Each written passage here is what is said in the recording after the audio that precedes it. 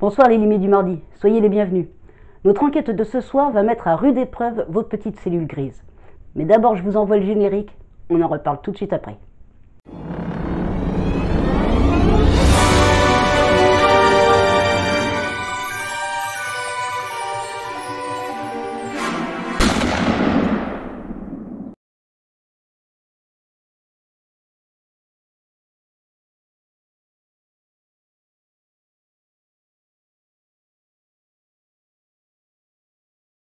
Nous sommes le 14 septembre 1931 et notre affaire se passe en Angleterre et plus précisément à Londres.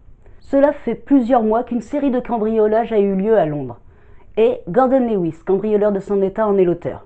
Les policiers ont eu vraiment du mal à mettre la main sur lui, cependant ceci est fait. Et maintenant Gordon Lewis passe ses journées en prison. Cependant, la police pourrait se réjouir d'avoir arrêté le plus grand voleur de ce début du XXe siècle, mais leur joie est grandement atténuée par le fait qu'ils n'ont pas mis la main sur le dernier butin du vol de Gordon Lewis. Toutefois, la police ne laisse pas l'affaire ainsi et continue à rechercher le dernier butin qui se résume à des rubis. Effectivement, Gordon Lewis a dérobé des rubis et les a cachés quelque part, car il a été arrêté avant d'avoir pu les écouler. La police étant à la recherche de ces pierres précieuses, elle met tout en œuvre pour les récupérer. Elle a d'abord perquisitionné la maison de Gordon Lewis, puis celle de sa compagne actuelle, Jennifer Green.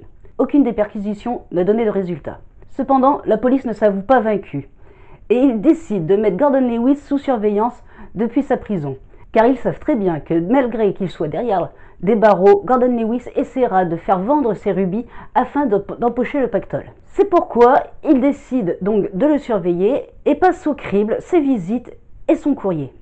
Les visites ne donnent rien, seule sa compagne Jennifer vient lui rendre visite, et comme ils sont sous surveillance, vous imaginez bien que rien de particulier ne se dit entre eux.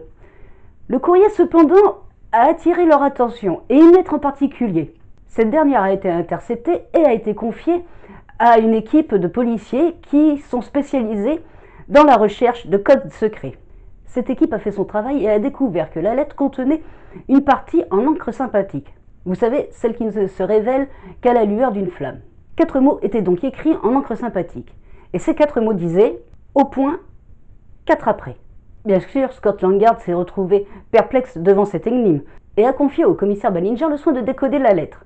L'homme s'y est rompu pendant des semaines, mais butait à chaque fois. Cependant, un jour, alors qu'il était assis à son bureau, le commissaire Ballinger reprit la lettre et la relut à haute voix. Je me suis procuré une copie de la lettre et je vais vous la lire immédiatement. Ma chérie, j'ai vu les policiers ce matin.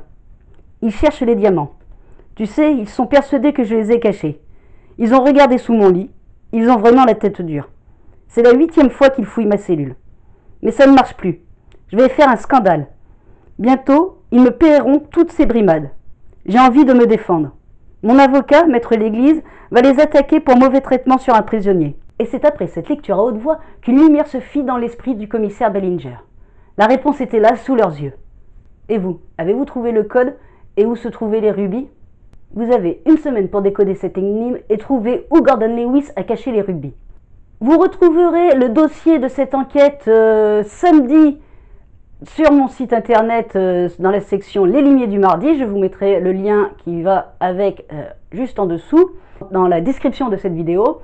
Je vous donne rendez-vous la semaine prochaine pour la réponse. En attendant, je vous invite à vous inscrire à ma chaîne YouTube en passant par le petit logo rond qui se trouve à ma droite. Si vous avez envie de découvrir d'autres énigmes, vous avez les vidéos juste en dessous. Je vous dis à la semaine prochaine et bonne enquête à toutes et à tous.